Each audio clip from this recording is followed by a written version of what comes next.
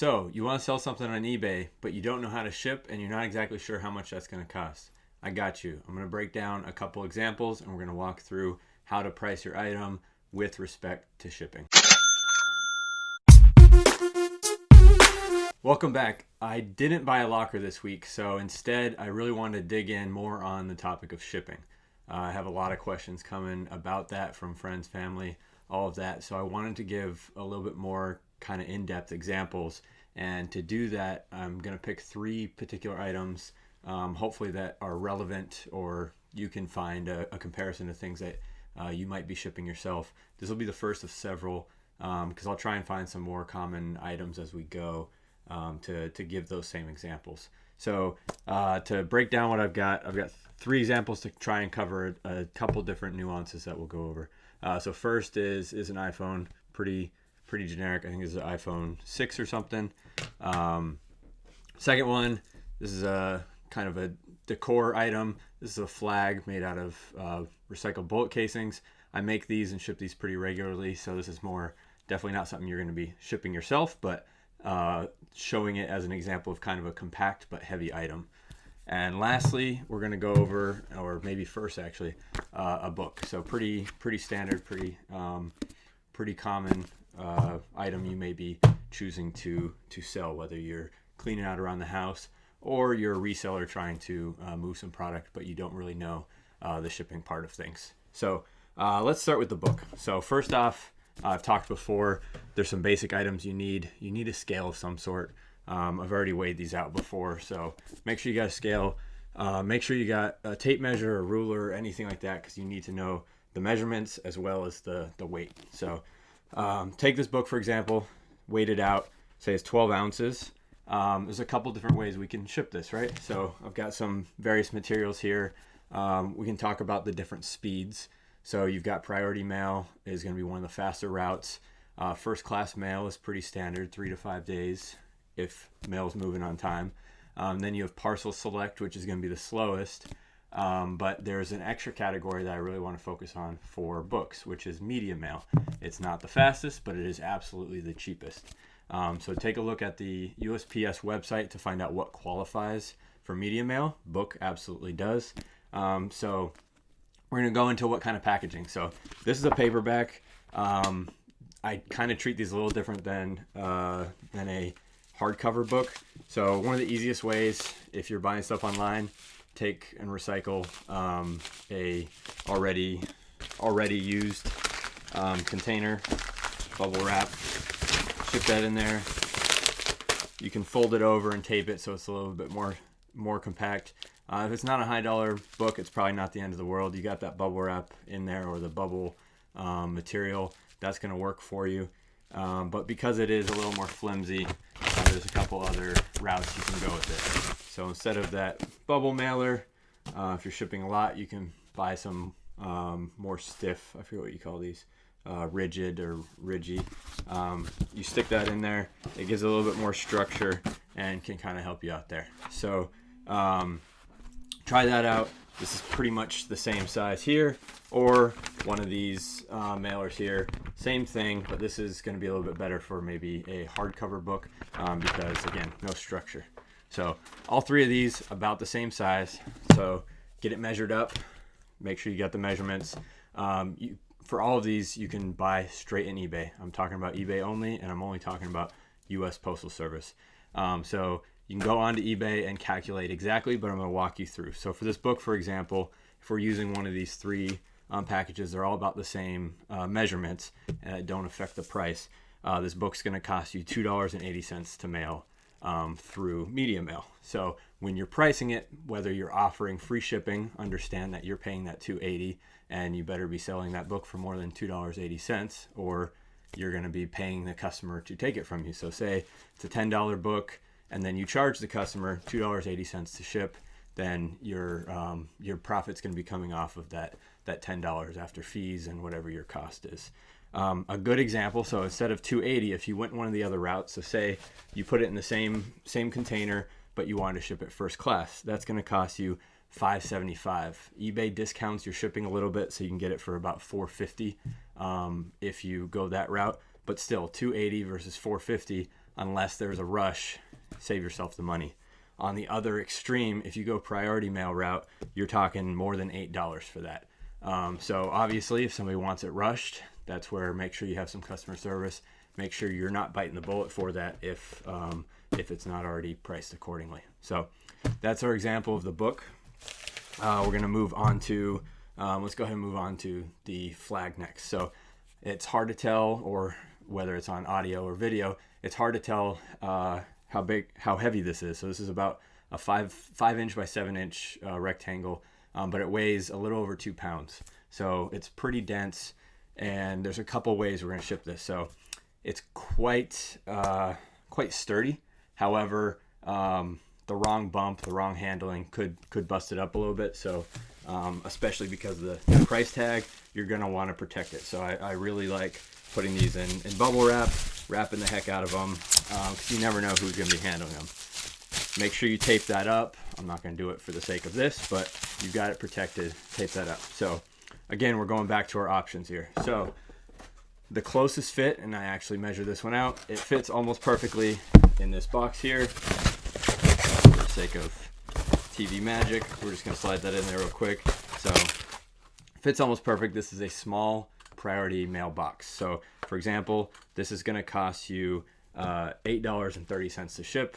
Discounted rate is $7.65. So you're just under $8, and that's a flat rate box. Anything you can fit in this box is going to ship for that price. Because it's such a tight fit, I'm not so much a fan of using this particular shipping method, just because it doesn't leave you much room for packaging, protecting the item, especially if it's a higher dollar item. So I've got this slightly larger box, so I can add a little bit more bubble wrap, which I would do before shipping it, so it fits in there. However, now I'm not using a flat rate box. So going away from flat rate box, this is going to cost me $20 to ship that same method, priority mail. And look, you got almost the same size box, but you've gone away from that priority flat rate box, and you're going to be paying $20, or the discounted rate is $15 if you're buying it through eBay. Still, that's twice the price. I don't want to take that hit and pay an extra $8 for every item that I'm shipping. So here's a couple tricks. Instead of priority, just for example, this would still be about $15 if you sent it that slower parcel select. But I want to send this priority. You get some discounted rate, and I'm going to show you a quick trick. I got to grab the item, so I'll be right back. Okay, I'm back. So this is a quick trick. So that same white box I had that was going to cost $15, $20 to ship via priority, because I wanted that extra space instead of this flat rate box, they also have these flat rate envelopes. This is a padded mailer. Post office also has flat rate envelopes that are poly, or a little bit more like this, that don't have that extra protection. They give a little more space, but this one will work for the purposes. So same rules apply here. Anything that fits in here ships for that price, that flat rate. So this particular padded envelope costs you $7.75 or $8.40. So $7.75 is that eBay discounted price. So we're talking, again, way cheaper than that $20, and really only 10 cents more than this box. So it buys me a little extra space. So what I did was I put that white box inside of this envelope, which then allows me to ship this same box for half the price. Don't ask me how that logic works. I think it's because the post office can plan more accordingly, knowing this is a fixed size versus the variable size of different weights and different volumes of other boxes that you're supplying yourself. So that's a quick tip, especially for some of the heavier items. The flat rate envelope or the flat rate box is going to be that golden option for you. So keep that in mind as you go. So that was our flag. Set that aside. Our very last item, to give you an example, is a cell phone. So just like the flag was kind of a higher dollar item that we want to maybe send a little bit faster, or have that free insurance that comes. You get $50 insurance with any of these priority mail that you're shipping.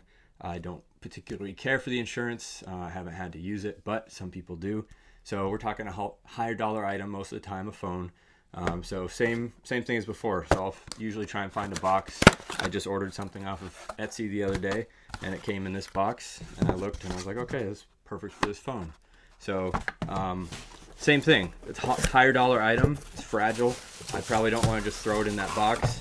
So I'm actually going to, for the purpose of this, use that same bubble wrap. If we want to protect it, use whatever, recycle some packaging.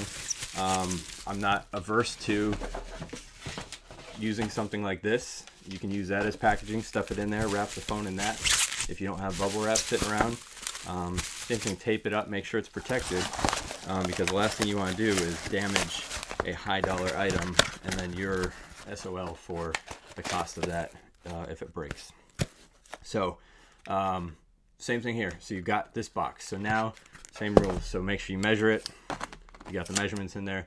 Plug it in online. In this particular packaging, so this weighs about 6 ounces.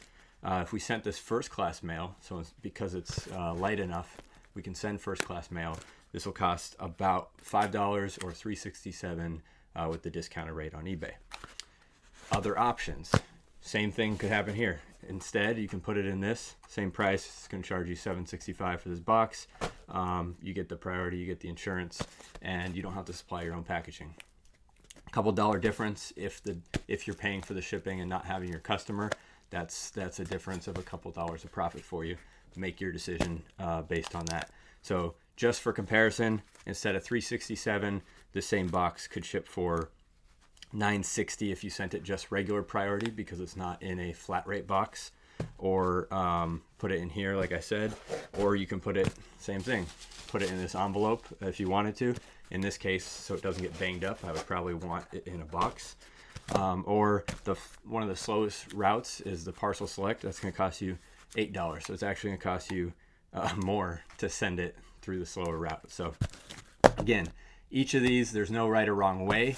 Understand that there's probably half a dozen ways that you can ship and half a dozen different prices you could pay to ship any given item. Go on to eBay, go on to any of these sites, the USPS website, play around, plug in your zip code, pick a zip code as far away as possible. So if you're on the West Coast, pick a East Coast zip code so that you have the most extreme distance, because some of these are variable rates based on distance. That way you at least know the maximum cost that it's going to cost to ship an item. So play around, plug and play. Make sure you do this before listing something on eBay.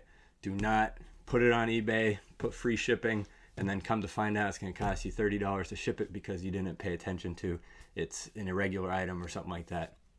Learn. You're going to make mistakes. Understand that. Learn from them. Try not to repeat the same one. Let me know if you have any other questions. I'm going to try to do a couple more of these where I highlight some other items that are more common. So I may do some shoes, do some clothes, like a t-shirt or something like that, just to keep going through the motions of here's the different options and here's my logic of why I go this route. In classic fashion, even though I didn't buy a locker this week, I want to do an item of the week. Kind of goes along with what I was saying, so I may use these as an example for the next shipping video. So 2 weeks ago I picked up 2 lockers, had a couple pairs of shoes in one of them, used some Timbs, actually almost fit me, so I probably could have kept them, but not exactly my size. If you can see, they're not in the greatest condition. They're definitely used, but it's a noticeable brand. Same with Nike, Jordans, any of that kind of stuff. They retain some value used. So put those up on eBay just a day ago, so I'll probably have those sold pretty soon, because shoes are one item that go quite well on eBay. I'm not an expert in them, but when I do come across them, do the homework on them. So I'll be back again next week with hopefully some highlights of a locker that I'll probably be picking up tomorrow. So again, as always, drop some comments down below if you have questions on any of the shipping stuff. What do you want to see on these future ones? Did I confuse you on any of this? Because I can talk your ear off on this and go too fast. Slow it down, rewind, rewatch it, and we'll see you next week.